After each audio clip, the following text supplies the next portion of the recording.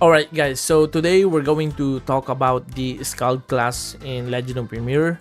Just like in my previous videos, I'll be breaking this down into two parts. First, I'll share my own experience and what I learned from the Korean community. And then in the second part, we'll take a full look at all the skills this class has. Alright? Okay, so guys, let's get started. So first of all, the Skald is actually one of the most recommended class for F2P players according to the Korean community. She's the support class of the game, but that doesn't mean she cannot farm. She can farm on her own, guys, and she's actually pretty tanky, sometimes even tougher than melee classes like Berserker or Warlord. That's why a lot of players who are busy, like office workers who don't have much time to sit and play all day, really like this class. That's because the Skald can easily survive while farming, even if you're not constantly controlling her. She's kind of the perfect class for players who want to progress without having to stay active all the time. Now, if you ask me whether I'll be using this class, yes, for sure. Since I'll also be playing free to play and plan to focus more on the farming side, I'm definitely going to make this one of my characters. I'm planning to play two characters actually, and the Skald will be one of them for sure. For the second one, I'm still deciding, maybe Volba or Archer, so we'll see. But yeah guys, that's what I learned so far from the Korean community about this class. Alright, now let's move on to the second part of this video and check out the skills of the Skald one by one. Okay, so guys, the first skill of this class is called Sing of Lord. This is the ultimate skill of this class, and you can get it by doing the Saga quest or what they call the mystery quest in this game.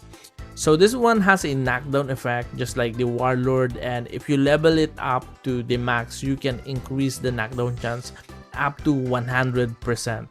But take note guys that this is not a normal skill, it's an ultimate skill. So before you can use it, you need to fill your rage bar, which is just below your HP and mana, by fighting monsters. So basically you won't be able to use this skill a lot while farming. You'll probably use it once every 10 minutes, I think. Next will be the beginning of the normal skill. This one is called Poem of Vine, and when you watch the animation, you see these three roots attacking opponents.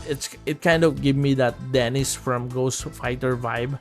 And if you check the effects of this skill, it also has a PvP knockdown, and you can increase the chance up to 50%, guys.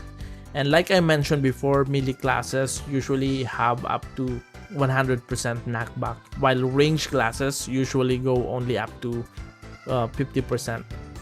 Then we have the Poem of Wind. The animation looks nice too, especially if you like that magic nature vibe. And if you check the effects starting from level 5, there are buffs that benefit your party members. They will gain more physical and magical defense, and those values increases further when you max the skill. Next is this skill, Poem of Shining.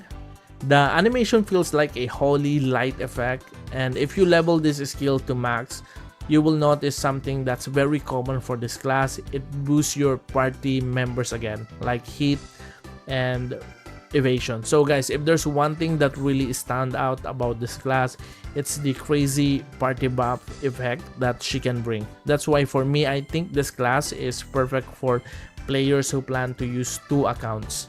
You definitely need to have at least one of this class, because just by having her in your team, she can really help your other character and even make herself stronger too.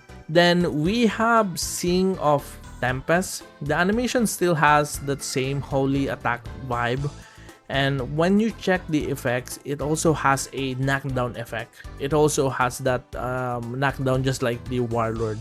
But the crazy part is that you can increase it up to 100%, guys, when it's maxed out.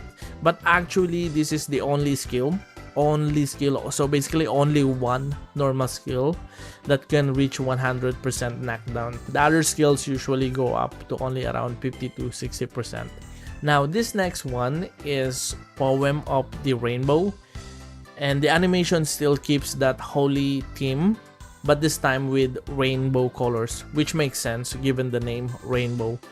And checking the effects again, it has a knockdown effect, but you can only increase it up to 50%, which is very common for ranged classes. Next, we have the Poem of the Leaf. Okay, so guys, by watching the animation, you can already tell that this is one of the healing skills of this class. And actually there are two. If you look at the effects when this skill is maxed out, it's really strong.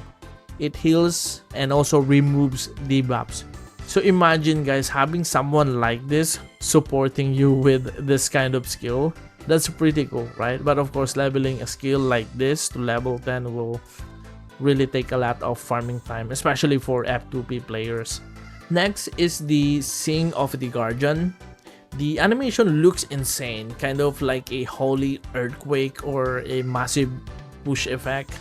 So when this skill is maxed out guys, it has a lot of effects, but one thing that stands out is the CC effect.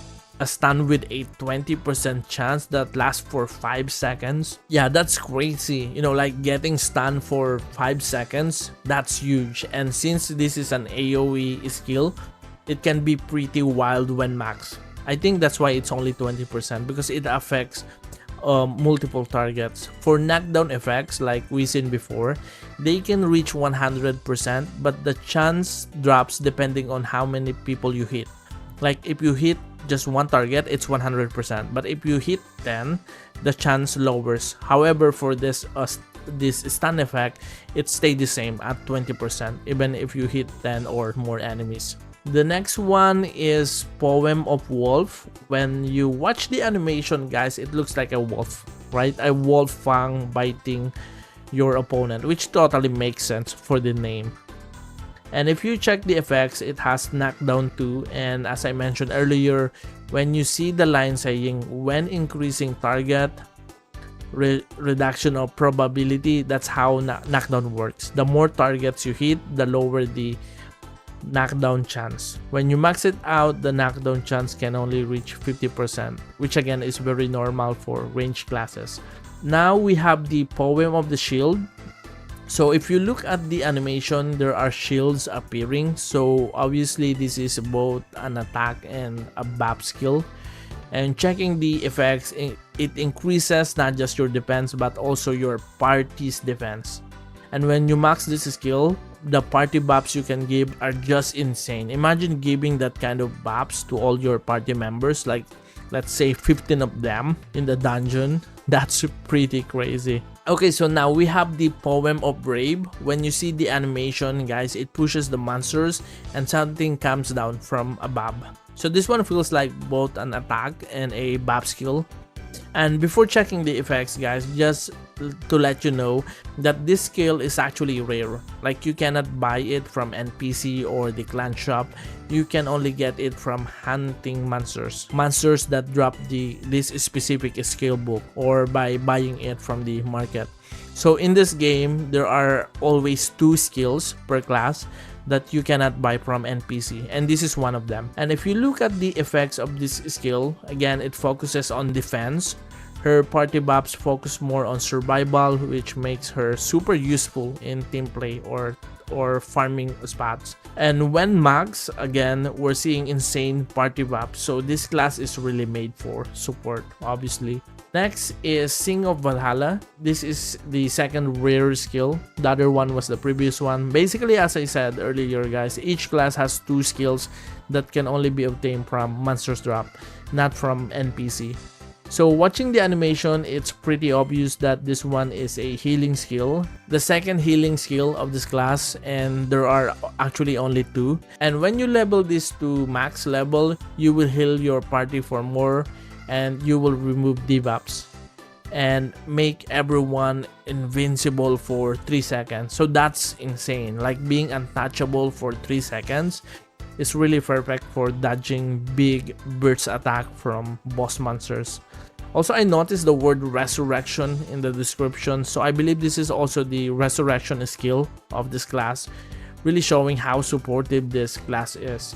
Then we have Sing of Mistletoe. When you see the animation, it looks like an upgraded version of the first normal skill Pokemon Bind. The tree roots attacking the monsters are now bigger and have leaves. And other thing you'll notice is that her skill animations are a bit longer compared to other classes, which is why her attack speed feels slower.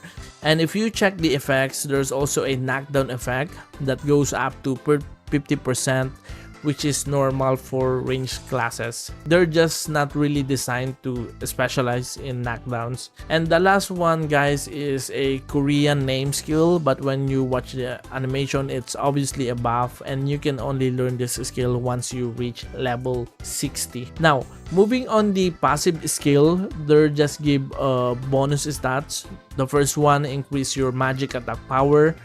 Next is Fatal, which increases your critical hit rate. The third is Magic damage percentage.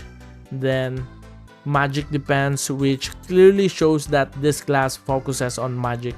Usually only the first 4 passives are different per class. The rest are similar, like Evasion, and then you also have Hit, and you have the last one, the PvP damage defense. Then we have the potential skills, which also increase your stats.